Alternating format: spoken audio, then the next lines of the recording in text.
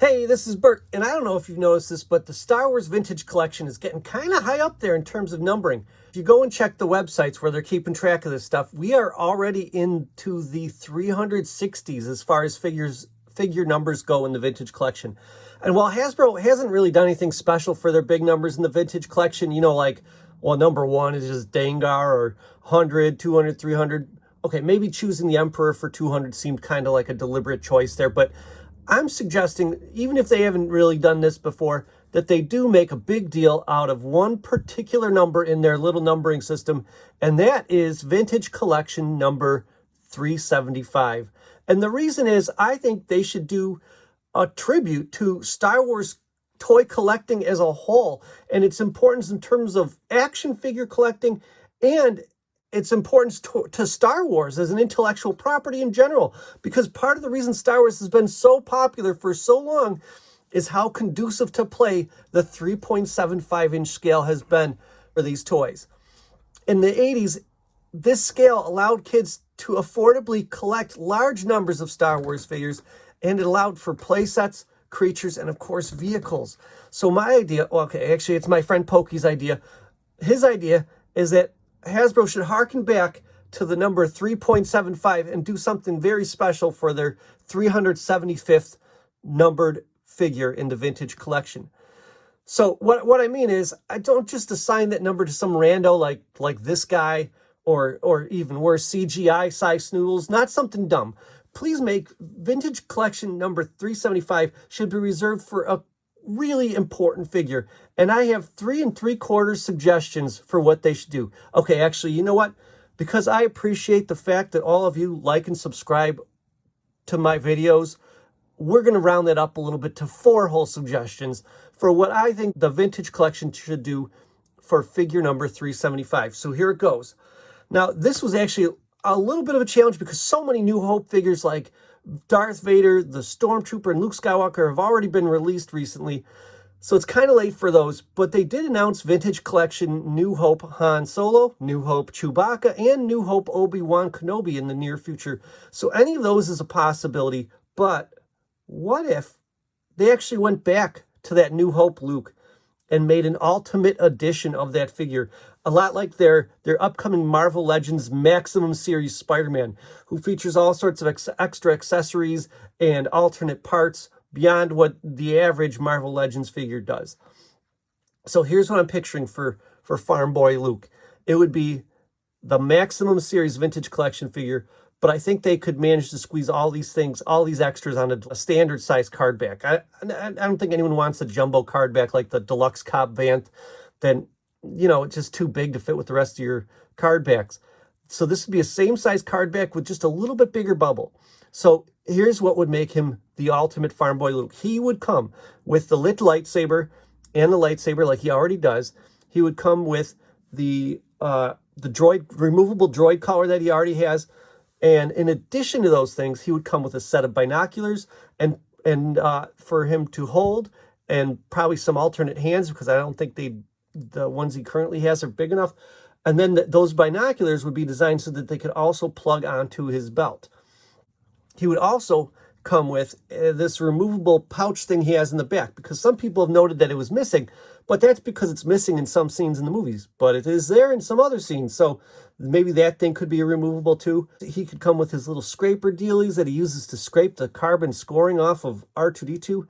He would come with his little model of a T-16 Skyhopper. He would also come with the poncho that he wears in Mos Eisley and the hat that's in deleted scenes. He'd come with his blast shield helmet, plus a removable Stormtrooper belt, a rope with a grappling hook, and finally, an alternate Luke Skywalker head that has the headphones on and mic from when he's running the gunner station in the Millennium Falcon. That's what the Maximum Series Luke Skywalker would feature. So that's idea number 4 for this Vintage Collection 375. For number 3, how about Boba Fett? Okay, now I know they've done plenty of Boba Fett's, but they haven't made this one yet. This would be Boba Fett in his prototype armor. And if you saw my video about how many different Boba Fett figures they still have to make, you'll know there's actually a lot of Boba Fetts out there that could still be made. But what's really cool about this one is it's like the original costume, and it's featured on the card back, the Kenner card back. I know you're probably thinking, well, didn't they do that in the VC 275 already, where he's got the super articulation of the Return of the Jedi figure, but he's got the coloring of the vintage Kenner toy?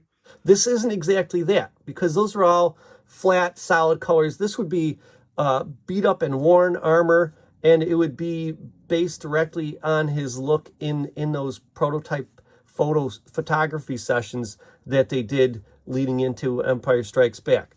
So he'd have one orange gauntlet, one red gauntlet. He'd have the long extended flamethrower thing, kind of like darker colors and lots of scrapes and scuffs all over him. I think that'd be a pretty sweet figure for Vintage Collection 375. Idea number 2. What if we go back to good old super articulated C-3PO? Except scrap that old Vintage Collection C-3PO mold. Just get rid of that. I'm not talking about that. This would be an all-new mold, but it would also have the possibility of being vac metallized, because really that's going to make him look shiny and metal. But I don't know if it necessarily has to be. I mean, you can, I know the excuse has always been, I don't know, that it's toxic now or something, and that it's kind of limited because you have to use that hard plastic. But they managed to do it with the Super 7 Silverhawks, and they look pretty great.